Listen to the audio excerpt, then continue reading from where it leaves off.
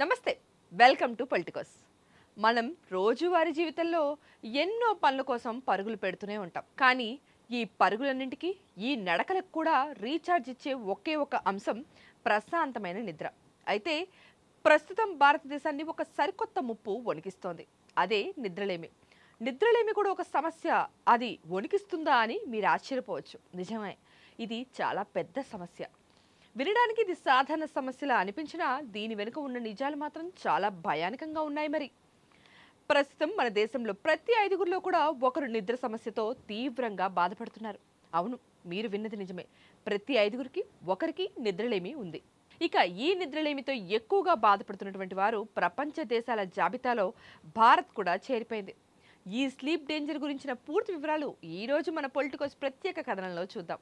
రాత్రిపూట సరిగ్గా నిద్ర పట్టకపోవడం అనేది కేవలం మరుసటి రోజు అలసటగా అనిపించడానికి మాత్రమే కాదు, ఇది మన మానసిక అదేవిధంగా శారీరక ఆరోగ్యాన్ని కూడా నిలువున దెబ్బతీసేస్తుంది. సరిగ్గా నిద్రపోని వారిలో ఏకాగ్రత కూడా పూర్తిగా లోపిస్తుంది. అంటే కాన్సన్ట్రేషన్ ఉండదన్నమాట. ఇక రోజు వారి విషయాలను కూడా సులువుగా మర్చిపోతారు. అల్జీమర్స్ అన్నది వారికి ఇట్టే వచ్చేస్తుంది. జ్ఞాపక శక్తి పూర్తిగా క్షీణించి మిగతా సమస్యలు కూడా మొదలవుతాయి. ఇక అంతటితో ఆగకుండా ఈ నిద్రలేమి క్రమంగా తీవ్రమైన డిప్రెషన్కు అలాగే నిరంతరం వెంటాడే ఆందోళనకు కూడా దారితీస్తుంది.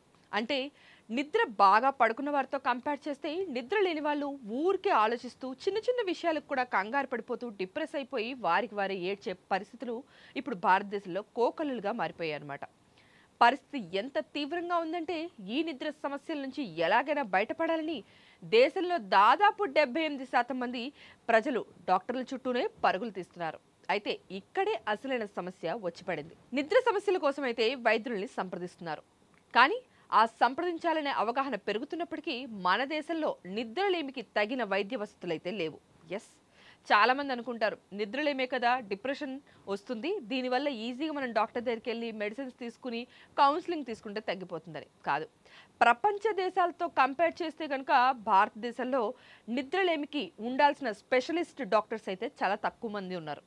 100కు పైగా కోట్లలో ఉన్నటువంటి మన భారీ జనాభాకు గాను నిద్ర సమస్యలను గుర్తించి వెంటనే చికిత్స అందించే సర్టిఫైడ్ స్లీప్ స్పెషలిస్టుల సంఖ్య కేవలం 5 అంటే 500 మాత్రమే ఉన్నారు. ఇంకా తక్కువగానే ఉన్నారని కూడా ఈ మధ్య అధ్యయనాలు వెల్లడించాయి.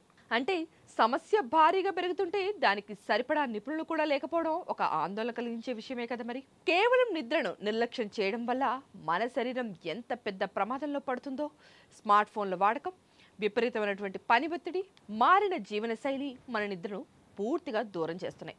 మెయిన్గా ఎప్పుడైతే సాఫ్ట్వేర్ జాబ్స్ వచ్చేసాయో స్క్రీన్కి మనం అతుక్కుపోతున్నాం. ఇక స్క్రీన్ అయిపోయిన తర్వాత ల్యాప్టాప్, డెస్క్టాప్లతో పాటు మన ఫోన్ స్క్రీన్కి కూడా మనం విపరీతంగా అతుక్కుపోతున్నాం. దీనివల్ల కళ్ళకి చాలా ఒత్తిడి కలిగి రాత్రిని కూడా పగలుగా అనుకుని మెలటోనిన్ అనే ఒక హార్మోన్ కూడా అవి ఉత్పత్తి చేస్తున్నాయి. దీనివల్ల రాత్రి కూడా మనం స్క్రీన్ చూస్తూ ఉండడం వల్ల, ఎస్పెషల్లీ మన ఫోన్ స్క్రీన్ చూస్తూ ఉండడం వల్ల ఆ మెలటోనిన్ అనే హార్మోను ఇంకా ఎక్కువ అవుతుంది.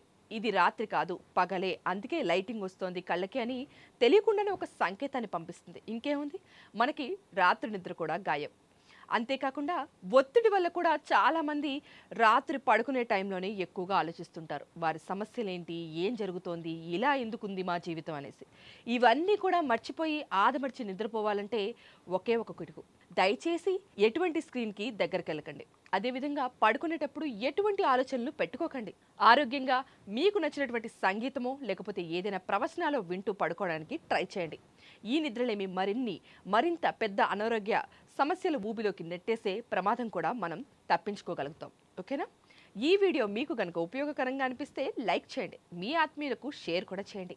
మరిన్ని హెల్త్ అప్డేట్స్ కోసం మా ఛానల్ను సబ్స్క్రైబ్ చేసుకోవడం అస్సలు మర్చిపోకండి. Thank you for watching. Please subscribe to the channel and download the Politicos app from the links in the description.